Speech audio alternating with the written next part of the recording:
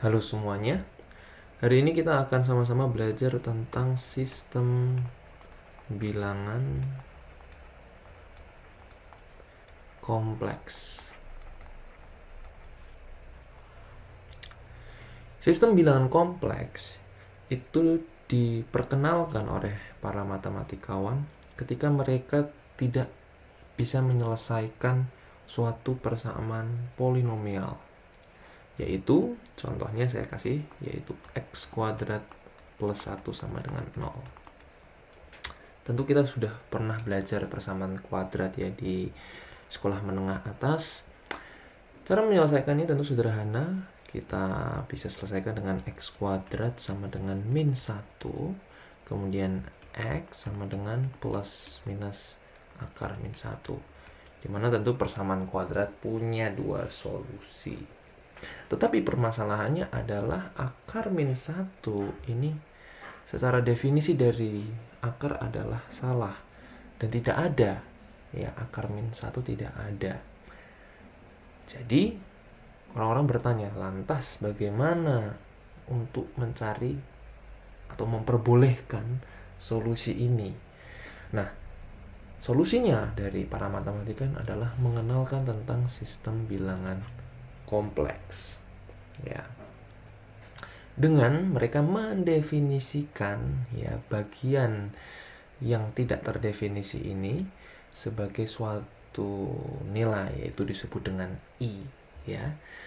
I sama dengan akar min 1, ya. Jadi orang pada waktu itu mendefinisikan, oke, karena min 1 ini tidak ada solusinya, berarti kita masukkan nih nilai-nilai yang tidak ada solusinya seperti min 1, min 2, min 3, dan seterusnya itu sebagai bagian yang disebut dengan bilangan imajiner.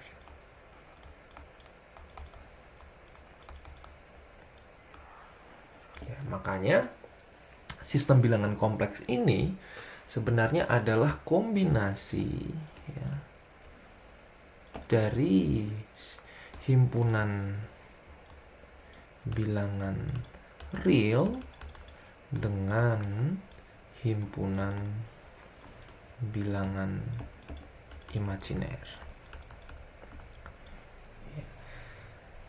Bentuk umum dari sistem bilangan kompleks ini adalah A plus BI, di mana A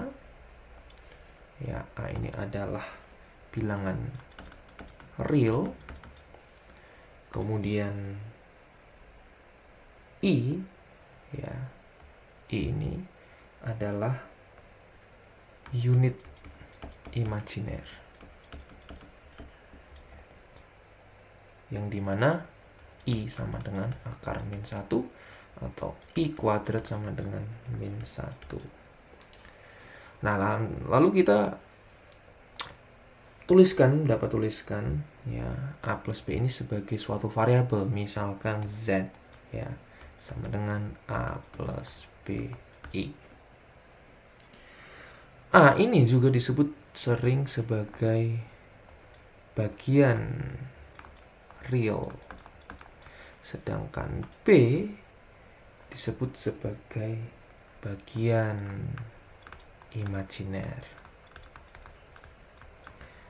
Ya. Orang-orang menyimbolisasikan sebagai real dari Z adalah A, imajiner dari Z adalah B. Jadi A plus BI itu adalah kombinasi dari himpunan bilangan real dengan himpunan bilangan imajiner, di mana A adalah bilangan real atau bagian dari real dari Z ya, dan B adalah bagian imajiner dari Z, dan I adalah sebagai unit imajiner ya.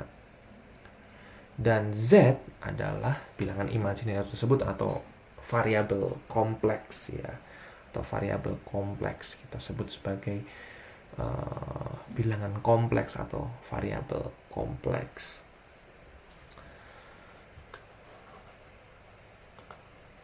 Misalkan kita punya dua bilangan kompleks, yaitu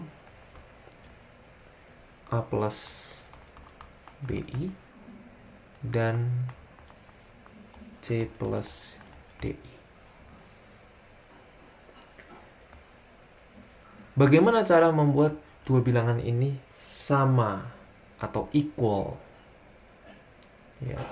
Bagaimana membuat dua bilangan ini sebagai bilangan yang sama atau equal?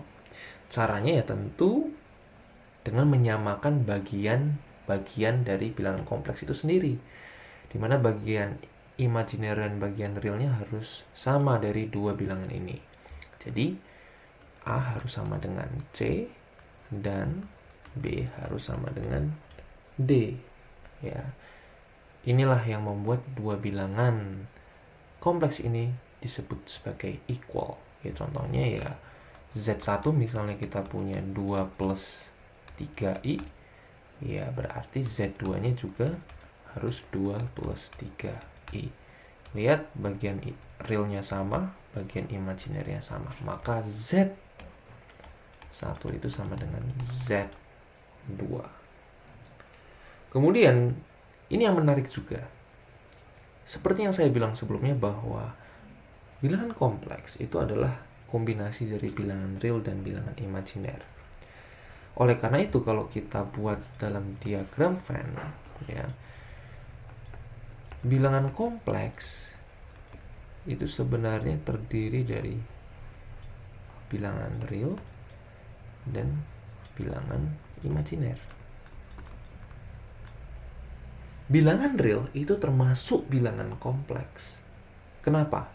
Saya kasih contoh, misalkan kita punya bilangan real acak, yaitu misalkan P. Ya. P adalah bilangan real.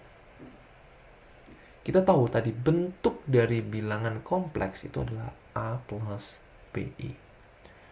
Apa yang terjadi jika bagian imajiner dari suatu bilangan kompleks itu adalah 0? Maka hanya tersisa A. Ya. Jadi contohnya kita punya P plus QI. Ketika bagian imajinernya itu 0, ya. Misalkan Q itu sama dengan 0, maka yang tersisa cuma P plus 0I, ya sama dengan P. P adalah bilangan apa? Bilangan real. P plus O 0I itu adalah termasuk bilangan kompleks.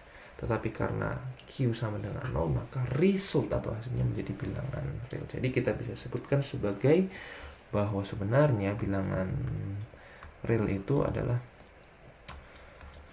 subset, ya, subset dari bilangan kompleks. Ya. Begitu juga dengan bilangan imajiner.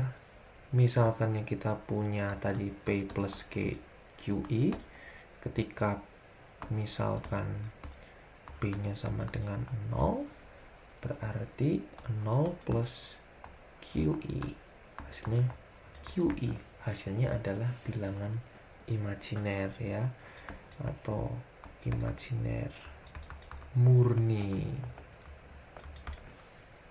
Oleh karena itu, ini kita sebutkan bahwa sebenarnya bilangan imajiner itu adalah subset dari bilangan kompleks juga.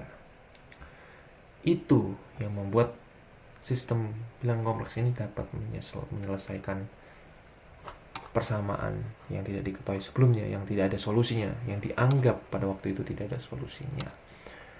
Coba ketika tadi kita selesaikan, ya, tadi misalkan x kuadrat plus 1 sama dengan 0, maka x kuadrat sama dengan 1, x kuadrat sama dengan i, ya, maka x sama dengan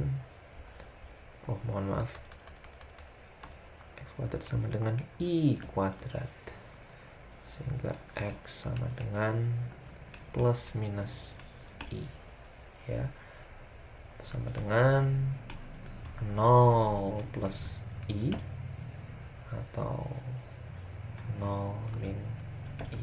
Ya, artinya kita bisa selesaikan persamaan ini. Nah, kemudian di sini juga ada yang menarik, yaitu istilah yang disebut dengan kompleks conjugate. Kompleks conjugate ya, itu artinya bilangan kompleks itu saling berlawanan tandanya. Maksudnya seperti ini, misalkan Z1 sama dengan A plus BI. Maka jika kita ingin mendapatkan kompleks conjugate dari Z1, maka kita harus mengubah tanda dari plus menjadi minus. Ya, atau kebalikannya, dari minus menjadi plus. Jadi kompleks conjugate-nya ya A min BI. Notasi dari kompleks conjugate ini biasanya disimbolkan ada bintangnya atau ada stripnya di atas.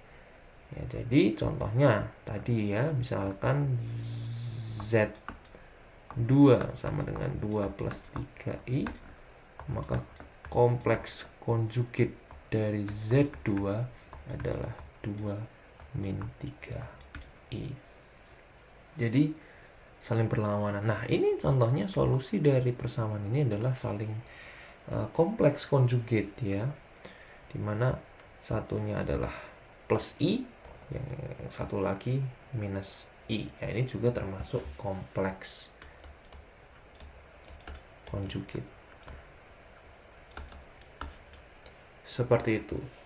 Demikian hari ini kita sudah cukupi. Terima kasih.